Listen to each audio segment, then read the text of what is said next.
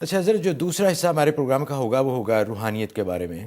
تو اس سلسلے میں فرمائیے گا کہ روحانی پریشانیاں اور دنیاوی پریشانیاں ہمیں سب کو اس کا سامنا کرنا پڑتا ہے. ہماری جو روزمرہ کی زندگی میں ہے ہمیں روحانی پریشانیاں بھی آتی ہیں اور دنیاوی پریشانیاں بھی، ان کا تو آج کل بہت ہی زیادہ غلبہ ہے. جی بالکل صحیح بات. اور اس سلسلے میں فرمائیے کہ اسلام میں اس کا علاج بھی فرمایا ہے. بالکل. تو چونکہ ہم غیب کے جو باتیں ہیں، یہ پروگرام کا عنوان بھی ہے، تو زیادہ روحانیت کی باتیں کریں گے ہم انشاءاللہ اس پروگرام میں. تو کیا اسلام میں ان تمام پریشانیوں کا روحانیت کے اعتبار سے اس کے علاج کے لیے بھی کچھ بتایا گیا ہے؟ جی جی بالکل. قرآن سنت کی روشنی میں قرآنی آیات اور احادیث کی مصنون دعائیں اور اللہ تبارک و تعالیٰ کی اسماء حسنہ کے ذریعے سے یہ پریشانیوں کا علاج کرنا یہ ثابت ہے، اور تمام فقہا اس کے قائل ہیں. چنانچہ امام اعظم، امام ابو حنیفہ، امام مالک، امام شافعی، امام احمد ابن حنبل، بلکہ علامہ ابن تیمیہ رحمۃ اللہ علیہ وہ بھی فتاویٰ کبریٰ میں لکھتے ہیں کہ آیات قرآنیہ کے ذریعے سے اور احادیث کی دعاؤں کے ذریعے سے اور اسماء حسنہ کے ذریعے سے ان روحانی بیماریوں کا، یعنی جو مادی امراض پیدا ہوتے ہیں اس کا علاج کرنا یہ جائز ہے. بلکہ احادیث طیبہ سے ثابت ہے کہ صحابہ کرام اس کا اہتمام کرتے تھے. تو ہمیں ایسے واقعات ملتے ہیں سیرت کی کتابوں میں کہ جہاں ان کے ایسے مسائل ہوتے تھے تو حضور صلی اللہ علیہ وسلم قرآن کی آیتوں کے ذریعے سے ان کا علاج بھی فرماتے تھے. جی جی بالکل. تو یہ بالکل ممکن ہے کہ چاہے اگرچہ ہمیں وہ نظر نہیں آ رہا کہ یہ کیسے ہے کہ جی ایک کوئی تعویذ کر دیا یا کوئی پھونک مار دی تو اس سے بیماری یا دوسری پریشانیاں غائب کیسے ہو سکتی ہیں.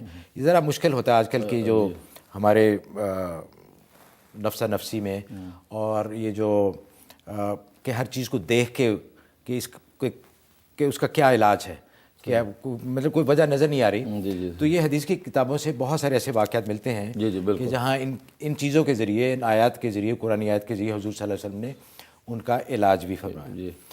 تو حضرت یہ بتائیے کہ آج کل بہت سارے لوگ اس چیز کا فائدہ بھی اٹھاتے ہیں ناجائز. تو یہاں ایک بڑا ایک اہم نقطہ ہے کہ بہت سارے لوگ جنہوں نے اس کو کاروبار بنا لیا ہے یا ایک شعبہ بازی ہے. آپ کو اخباروں میں، ٹی وی پہ بھی بہت سارے اشتہارات نظر آتے ہیں. کوئی چینی حامل ہے، کوئی بنگالی جادوگر ہے. تو ان کے بارے میں ذرا فرمائیے کہ لوگوں کو کس طرح یہ معلوم ہو کہ کون صحیح ہے کون غلط ہے. آیا وہ صحیح علاج کر رہے ہیں یا کہ صرف اپنی دکان چمکانے کے لیے، اپنی جیبیں بھرنے کے لیے کر رہے ہیں؟ اصل میں معیار اور کسوٹی اتباع شریعت اور اتباع سنت ہے. جو عامل یہ کام کر رہا ہے وہ اتباع شریعت اور اتباع سنت کی کسوٹی پر اس کو کسا جائے. اگر وہ اس پر پورا اترتا ہے تو وہ اس سے علاج کرانا جائز ہے، اور وہ جو علاج کر رہا ہے وہ سنت کے خلاف نہیں ہے اور قرآن و احادیث کی بنیاد پر وہ علاج کر رہا ہے اور نفع لوگوں کو پہنچا رہا ہے تو اس میں کوئی مذاقہ نہیں ہے. لیکن اگر خدا نخواستہ وہ شرکیہ تعویذ گنڈوں کے ذریعے سے، شرکیہ منتروں کے ذریعے سے وہ علاج کرتا ہے لوگوں کو، اور اس سے جو ہے وہ پیسے حاصل کرتا ہے، دولت حاصل کرتا ہے یا بٹورتا ہے، تو وہ ظاہر ہے کہ ایک ناجائز چیز ہے. باقی یہ بات اپنی جگہ فیکٹ ہے کہ دنیا کے ہر شعبے کے اندر جو ڈپلیکیٹ تو آ جاتی ہے مارکیٹ میں، اور ڈپلیکیٹ آنا اس بات کی علامت ہوتا ہے کہ جینون مارکیٹ میں ہے.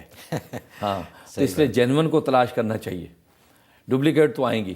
اگر خدا نخواستہ ایسے عامل ہیں اور اشتہار بازیوں کے ذریعے سے لوگوں کو دھوکہ دے رہے ہیں تو نفس اشتہار دینا بھی کوئی بری بات نہیں ہے اگر صحیح آدمی ہے اور لوگوں کو اپنا تعارفی طور پہ بتاتا ہے کہ مجھ سے فائدہ اٹھاؤ.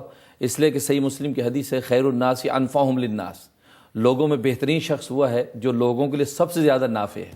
تو نفع پہنچانے کے لیے اگر وہ کہتا ہے کہ مجھ سے نفع پہنچاؤ، میرے پاس فیض ہے، تو کوئی حرج نہیں. دیکھنا یہ ہے کہ وہ قرآن سنت کی بنیادوں پر وہ علاج کرتا ہے یا یہ جادو کے ٹونے ٹوٹکے اور شرکیہ وہ کرتا ہے، تو ظاہر ہے وہ جائز نہیں ہے، اور اس پر جو حاصل کرتا ہے وہ بھی حرام ہے. اچھا حضرت،